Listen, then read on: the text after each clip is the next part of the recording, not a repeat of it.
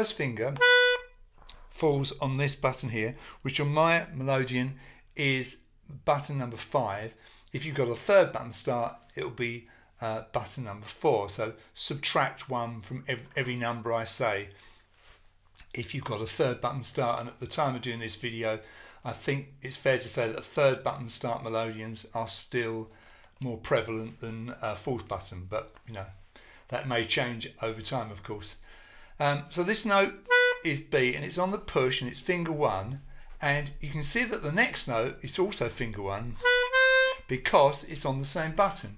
Now you can see underneath that second note I've put a dagger symbol, and on my music that means that you can get that note without repressing the button, just by changing the direction of the bellows. So it's push and then pull. So just pull the bellows out, pull them out square. As you operate the bellows, try and keep the instrument square. Don't let it drop like I used to when I first started. Keep it nice and square. Tiny movement of the bellows. You don't need to lunge at them to get the note to change. It's simply a tiny movement to get that B and that C. So B and C on the same button. And then we have a bit of a strange thing. This note here is a C sharp. Now we don't have C sharp, do we, in the key of G major? So this sharp is what we call an accidental. Now we can't get C sharp on this G row. We can only get it on the D row. So on my music, and this is something peculiar to my music, notes on the D row have a diamond head. So you can see this has got a diamond head, and it's finger 3. So if I just start off again, my third finger is on this button, which is button 7 on this instrument. It might be button 6 for you, and it's still pulling. So we've just gone finger 1, finger 1, finger 3, and then you've got another dagger note you can push in on that same button, so still diamond head, to get this note of D. So you've got push, pull, pull, push so far. Let's have a look at that. B, C, C sharp, D, E, and that E is finger 2. On this instrument it's button 6, and then another dagger note, same button, push in to get the D. Now notice this note of D here is the same D as this one, but this one's on the G row, normal head, this one was on the D row. But notice they're both on the push. And this is the problem with the Melodeon when you're trying to figure a tune out. You can get the same note in several places. And I don't think I've ever changed my mind so many times about how I was going to play a tune as I have done with this. I must have printed this out 7, 8 times before I came up with this version.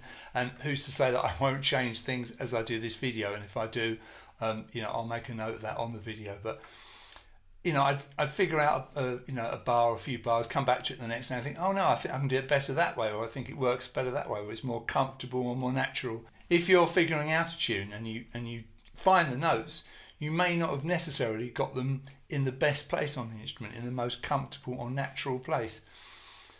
So be aware of that. And so we've got D here on the G row. We've played E and then D on the same button. Return to the D row for this note of C sharp. Now notice it hasn't got a sharp by it, but it's still C sharp because this sharp here governs this note as well. So they're both C sharp. The accidental only works on this note and any C's following that in that same bar. So this note also C sharp. So we've got back to that C sharp and then push in to get the D. And again, this D is on the D row and it's a dagger note. So there's a lot, isn't it, in that first bar. Let's just play that really slowly. So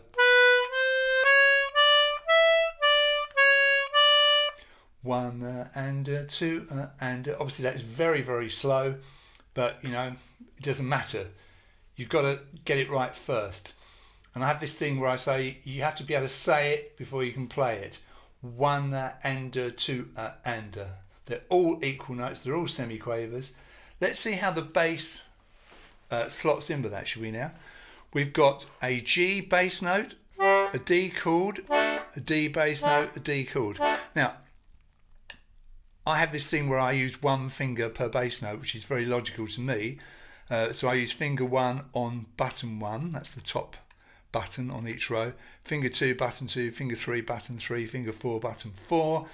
You don't have to do that. A lot of people don't. Some people only use 2 fingers, whatever works for you, but it's just what I suggest. I started off with 3, 9 years ago, and I started playing, and I went to 4 quite quickly, and I found that, yeah, it's not always easy, it's not always comfortable, but it's very logical, and once you've sorted it out, you never really have to worry about it. Okay, so for me, the G bass is finger 4, little finger, on the push, button 4, outside row. Now the D chord, the little D there, is the button above, so it's button 3, finger 3, on the pull, and then the D bass is the same button that we used for the G bass, but on the pull, and then that D chord again.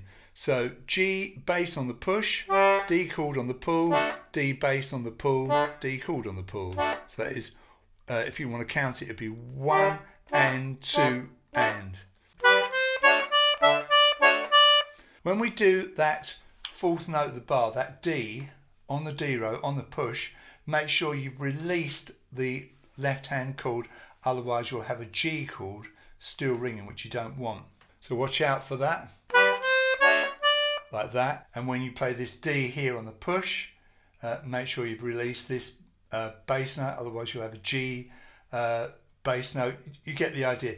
It has to be very light, very staccato. Don't dwell on the basses, otherwise you'll have a lot of unwanted bass notes or bass chords in the other direction, if you know what I mean. So keep it nice and staccato, nice and short and detached. So that gives us this.